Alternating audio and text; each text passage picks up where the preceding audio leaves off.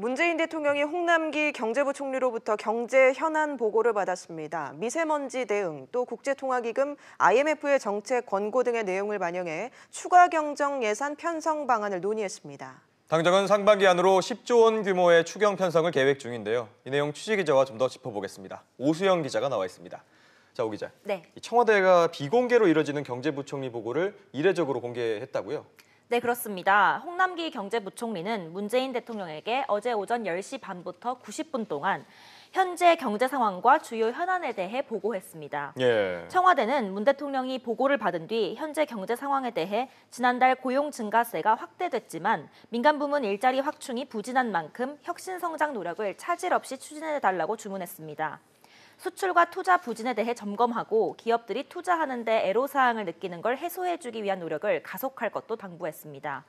이번 경제부총리 보고를 이례적으로 공개한 건 문 대통령의 민생, 경제 챙기기 행보를 부각하기 위한 것으로 보입니다.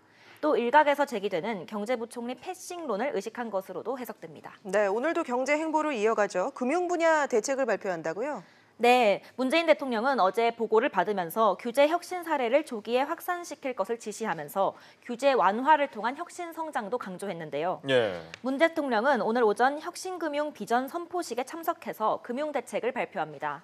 청와대는 기업들이 자금과 기회 부족 등을 호소하는데 이런 점을 메꿔주고 지원하면서 혁신 성장을 견인하기 위해 금융의 일대 혁신 방향을 담은 정책 변화 비전을 발표할 계획이라고 설명했습니다.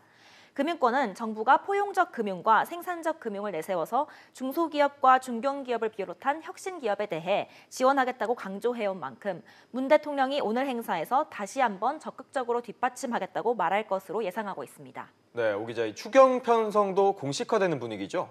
네, 그렇습니다. 상반기 안에 10조 원 규모의 추가 경정 예산이 편성될 것으로 보입니다. 최근 미세먼지와 초미세먼지 비상사태가 연일 이어졌던 만큼 그에 대응하고 앞으로는 예방하려는 내용이 추가 경정 예산에 포함될 예정입니다. 예. 문 대통령은 이미 지난 6일에도 필요하다면 추경을 긴급 편성해서라도 미세먼지를 줄이는 데 온 역량을 집중하라고 지시한 바 있기도 합니다. 이와 관련해서 윤호중 더불어민주당 사무총장은 어제 정부가 상반기 중으로 10조 원 규모 추경 편성을 계획하고 있다고 밝혔습니다. 당정이 사실상 추경을 공식화한 것으로 풀이됩니다. 네, 최근 IMF가 우리 정부의 추경 편성을 또 권고한 바 있죠? 네, 맞습니다. 앞서 IMF는 우리 정부와의 연례 협의 결과를 발표하면서 지난해 한국의 GDP가 1,782조 3천억 원이었다는 점을 고려해서 9조 원대의 추경을 권고했습니다. 한국 정부가 올해 목표치인 성장률 2.6%에서 2.7%를 달성하려면 작년 GDP의 0.5%인 8조 9천억 원을 넘는 추경 편성이 필요한 거라고 IMF가 진단을 한 겁니다. 그렇군요. 오늘 국회에선 경제 분야 대정부 질문도 예정돼 있죠? 네, 그렇습니다. 대정부 질문에서도 추경 편성 이슈가 거론될 것으로 보입니다.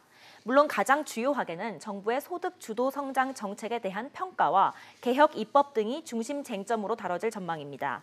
야권은 양극화 심화, 고용 부진 등을 거론하면서 소득 주도 성장의 한계를 지적할 것으로 예상되고 있습니다. 예. 한편 여당은 공정거래법 개정안 통과의 필요성과 정부의 제조업 르네상스 정책 추진을 강조할 것으로 보입니다.